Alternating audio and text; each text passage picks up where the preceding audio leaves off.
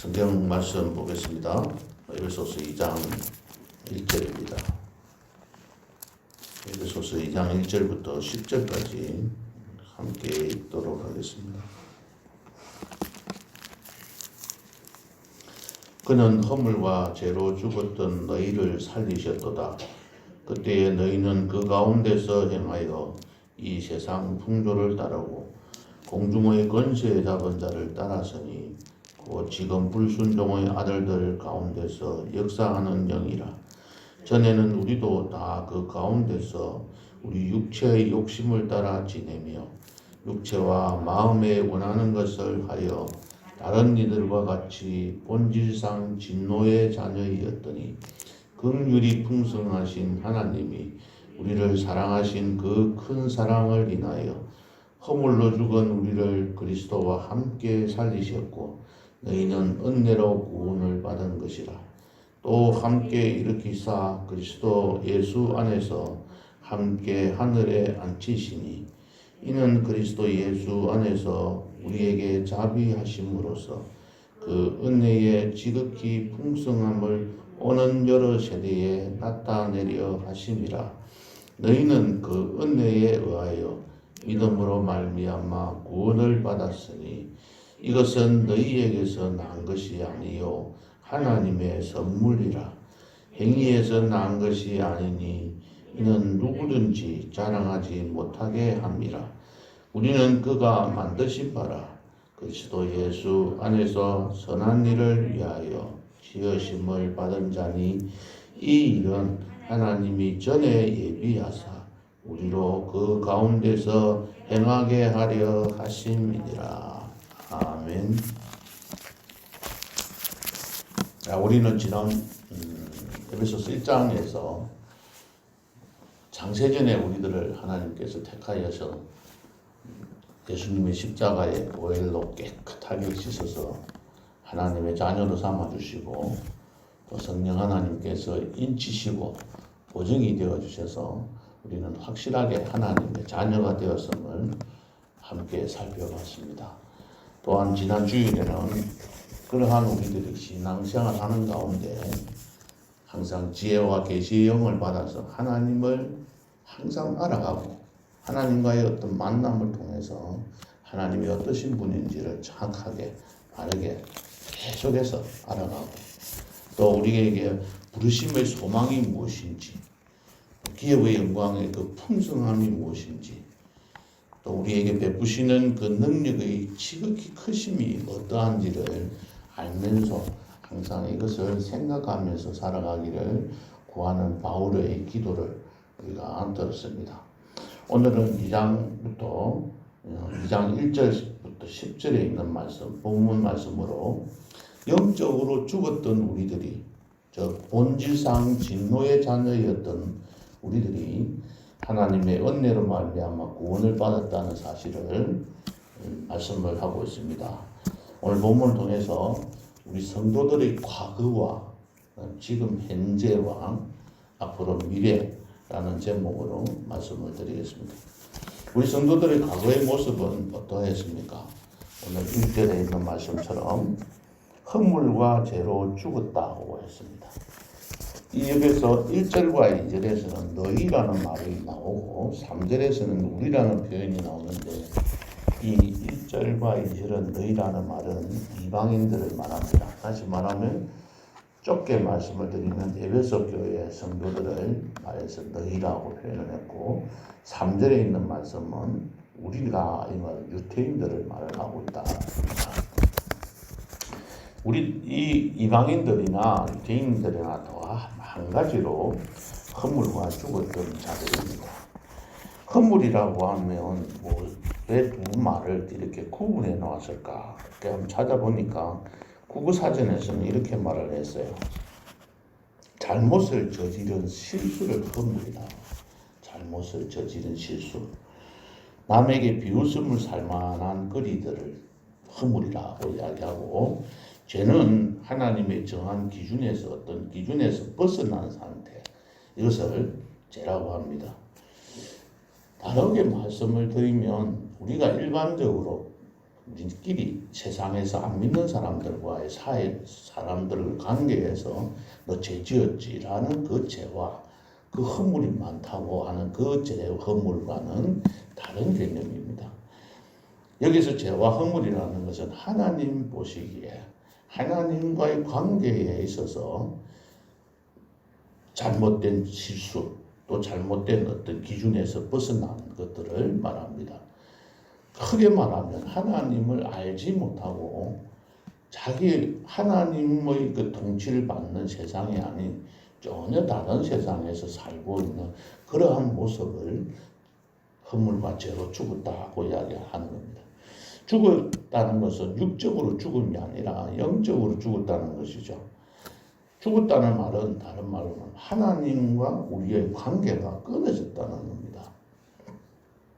남편과 아내가 살다가 서로 이혼해서 그 관계가 끊어지는 것과도 어떻게 보면 같다 이렇게 볼 수 있는 거죠. 우리 부자지간을 끊으려고 한다고 해서 끊어질 수가 없는 것이잖아요. 그래서 하나님과 이 관계가 완전히 단절된 상태, 하나님을 모르는 상태. 지금 이 사람들은 예수를 믿지 않는 사람들, 하나님을 모르는 사람들, 그러한 상황을 말씀을 드리는 겁니다. 그러니까 하나님과의 관계에서 이탈하는 모든 것들은 죄와 허물이라고 볼 수 있습니다. 그래서 죽었다는 것은 방금 말씀드렸듯이 하나님과의 단절된 상태입니다. 이 단절된 사람은 죽은 시체처럼 영적으로 하나님께서 무슨 말을 하더라도 아무런 반응을 하지 않는 상태를 말하는 거죠. 육적으로 죽은 사람들은 아무리 옆에서 붙잡아도 칼로 찔러도 또 어떻게 아프게 고통을 가해도 그거는 아픈 것을 알지 못하지 않습니까? 그것처럼 영적으로 죽은 상태는 하나님의 말씀을 전해주고 하나님의 말씀을 이렇게 들려주고 하나님의 말씀을 읽는데도 아무런 반응이 없는 그런 상태가 영적으로 죽어있는 상태입니다. 여기에서 죽어있는 이 상황을 하나님께서 살리셨다는 겁니다. 두 번째는 우리들은 어떻게 2절에 보면은 이 세상 풍조를 따르고 공중의 권세 잡은 자를 따랐던 자들이라고 했습니다. 이 세상 풍조라는 것은 우리가 이 땅에서 사는 사람들, 세상 사람들이 살고 있는 것 같이 살아가는 모습들을 말합니다. 근데 이 세상 사람들이 사는 것은 어떻게 삽니까? 어떻게 하면 이익이 되고 어떻게 하면 손해가 되는지를 생각하면서 손익을 따르면서 이익이 되면 내가 어떤 일이 있어도 그 일을 붙잡으려고 애를 쓰고 손해가 된다고 생각이 들고 조금이라도 나에게 해를 끼친다고 생각하면 그것을 피하고 하지 않으려고 하는 그러한 생각들이 바로 세상 풍조를 따라가는 것이죠. 우리가 교회에 와서 신앙생활을 하면서도 손익을 따른다면 세상 풍조를 따라가는 사람들과 하나 다를 바가 없는 것입니다. 예수 믿는 사람들은 거룩한 삶, 거룩하다는 게 뭐 깨끗하게 살아간다는 것보다는 쉽게 말하면 다른 구별된 삶, 세상 사람들이 살아가는 것과 같이 살지 않고 하나님의 자녀답게 사는 그래서 구별된 그 삶을 사는 것을 거룩한 삶이라고 말을 합니다. 이 세상 풍조를 따라간다는 그러한 삶에서 우리가 살아갔던 옛날의 모습입니다. 공중의 권세 잡은 자를 뒷부분에 보면 이렇게 표현했어요. 불순종의 아들들이라고 했습니다. 공중의 권세 잡은 자를 간단하게 말씀드리면 사탄 말합니다. 불신자의 의식적인 세계를 지배하고 있는 그 사탄들. 이들은 하나님과 우리의 인간의 관계를 어떻게 하든지 단절시키려고 합니다. 예수님에게도 나타나셔서 세 가지 비유를 하면서 사실 금식기도 한 후에 세 가지 시험을 주면서 하나님과의 관계를 자꾸 끊으려고 하는 그 세력들을 공중의 권세 잡은 자들, 이런 자들을 따라다닌다는 그 삶은 정말로 영적으로 죽을 수밖에 없는 그런 상황으로 가게 되는 것입니다. 모든 사람은 하나님의 지배를 받아서 영원한 생명을 누리면서 살아가야 하는데 사탄은 그런 모습을 보기를 싫어하는 거죠. 어떻게 하든지 우리들이 하나님과의 관계가 단절된 상태를 유지하게 하기 위해서 노력하고 있습니다. 우리 사람들은 이 두 중에 하나를 분명하게 택해야 됩니다. 이게 구별된 삶입니다. 세 번째로 보면 3절에 보면 이런 말씀을 해요. 우리는 그 가운데서 육체의 욕심을 따라서 지냈던 본질상 진노의 자녀들이었다고 했습니다. 여기서 우리라는 것은 유대인들을 말씀한다고 말씀을 드렸습니다. 이들은 육체의 욕심을 따라서 또 뭐라고 그랬죠? 육체와 마음이 원하는 대로 따라갔다는 거죠. 내가 하고 싶은 대로 내 욕심 따라서 살아가는. 그러니까 우리가 성도들은 이런 생활, 이러한 삶 속에서 떠나야 합니다. 나의 유익을, 나의 욕심을 채우기 위해서 교회 나와서 기도하고 간구한다면 이런 사람은 성도라고 할 수가 없는 것이죠. 자기의 욕심보다는 하나님께 영광을 돌릴 수 있는 일들이 무엇인지를 항상 고민하고 살아가는 것이 신자들입니다. 이처럼 우리 성도들은 과거에는 허물과 죄로 죽었던 사람이었고 또 세상 풍조를 따르고 공중의 권세 잡은 자를 따라다녔던 사람이었고 본질상 진노의 자녀였습니다. 이런 자들이 우리 성도들은 현재의 모습은 어떠합니까? 지금 현재 우리 성도님들은 하나님의 은혜로 구원을 받은 백성들입니다. 2장 4절을 처음 시작할 때 보면 우리는 한글 성경에는 번역이 안 되어 있습니다만 여기에는 그러나라는 말을 포함을 시켜야 합니다. 원어에 그러나라는 말이 있는데 그 번역을 한글 성경에서는 생략을 했었습니다. 그러니까 본질상 진노의 자녀였는데 이러한 사람이었는데 그러나 긍휼이 풍성하신 하나님이 우리를 사랑하셨다는 거죠. 우리들은 이렇게 죄를 짓고 방탕하고 우리의 생각대로 욕심을 따라서 살았지만은 그러나 하나님은 생각이 다르다. 우리들이 생각할 때 우리들을 배반하고 우리들을 나에게 손해를 끼쳤던 사람들에게 우리가 복수하고 싶은 그런 마음들이 있지만 하나님은 그러나 그렇게 하지 않고 사랑이 긍휼이 풍성하신 그 하나님의 사랑으로 우리를 구원해 주셨다고 했습니다. 여기서 보면 4절과 5절에서 보면 하나님의 성품을 세 가지로 나타내고 있어요. 첫 번째는 4절, 5절 보시면 긍휼하신 하나님이라. 긍휼하신 하나님. 두 번째는 사랑을 베푸시는 하나님 이렇게 나와요. 세 번째는 은혜의 하나님. 자, 우리 하나님을 알게 하옵시고 그랬잖아요. 그러니까 하나님이 어떤 하나님이시냐? 긍휼이 많으신 하나님. 사랑을 베푸시는 하나님, 은혜의 하나님의 모습으로 나타납니다. 이 긍휼은 하나님께서 구원을 베푸신 이유입니다. 우리를 구원하신 이유가 긍휼입니다.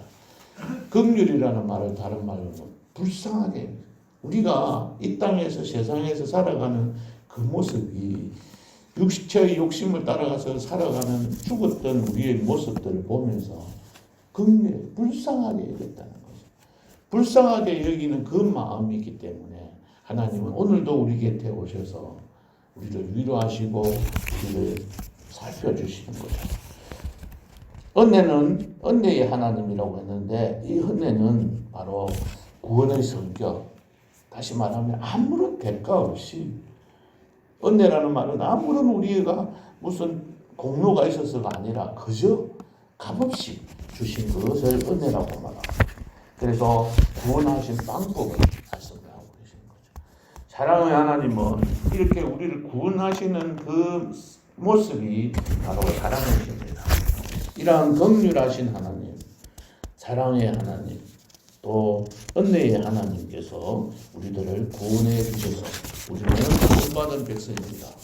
더욱더 감사한 것은 우리가 특별하게 좀 봐야 될 것은 함께라는 단어입니다. 5절 한번 보겠습니다. 허물로 죽은 우리를 그리스도와 함께 살리셨습니다. 함께. 함께 살리셨어요. 그 다음에는 뭐라 그랬죠? 너희는 은혜로 구원을 받은 것이다. 그 다음 6절에 함께 일으키시고, 그 다음에는 그리스도 예수 안에서 함께 하늘에 앉히셨습니다. 함께 살리시고 함께 일으키시고 함께 하늘에 앉히신 거죠.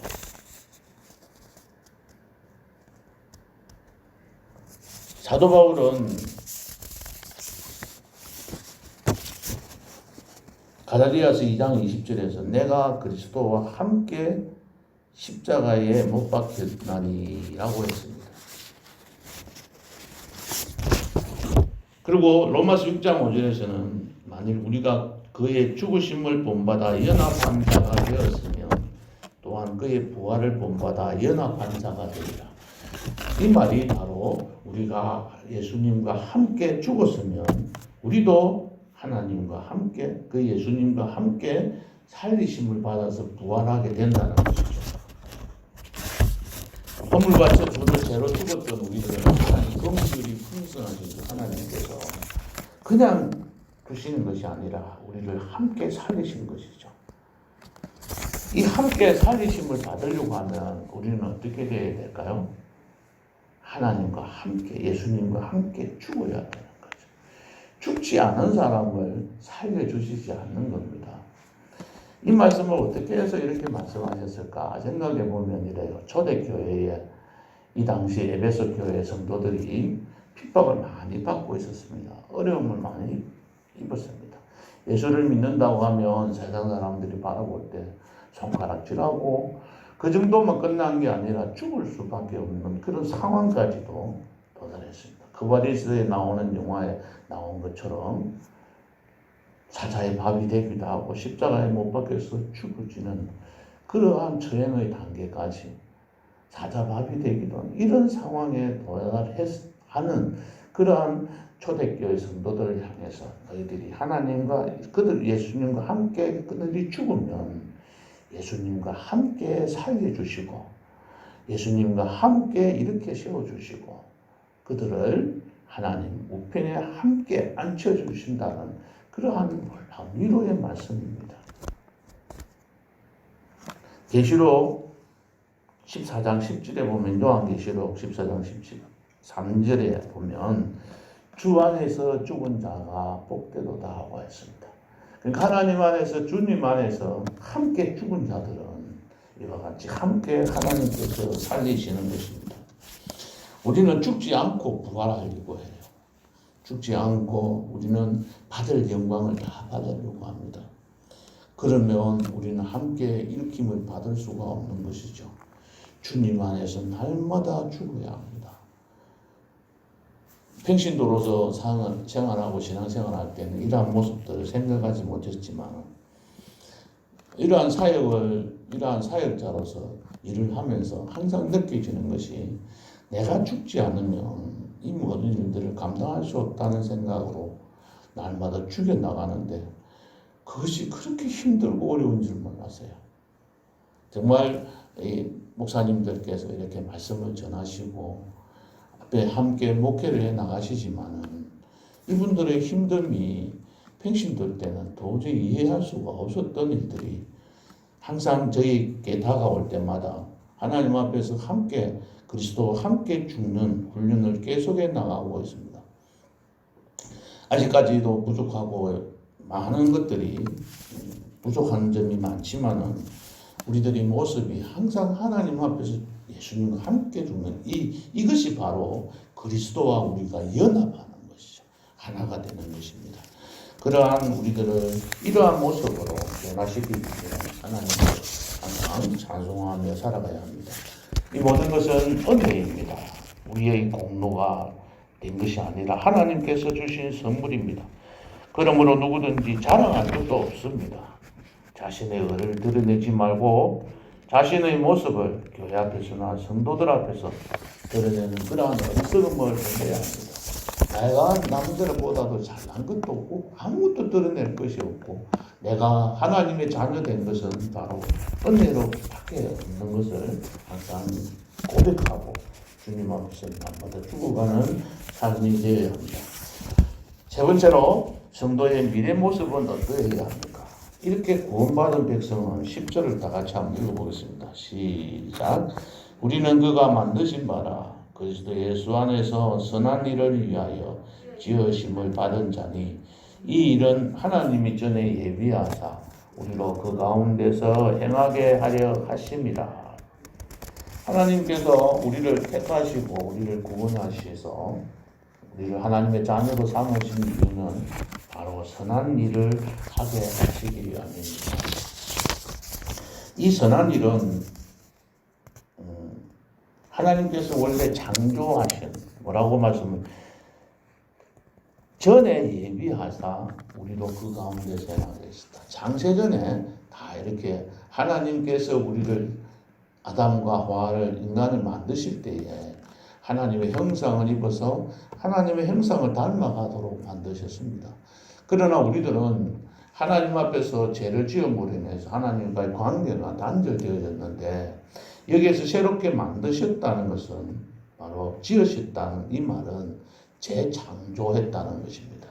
허물로 죽었던 우리들을 새롭게 창조하셔서 하나님의 자녀로 삼으신 것이죠.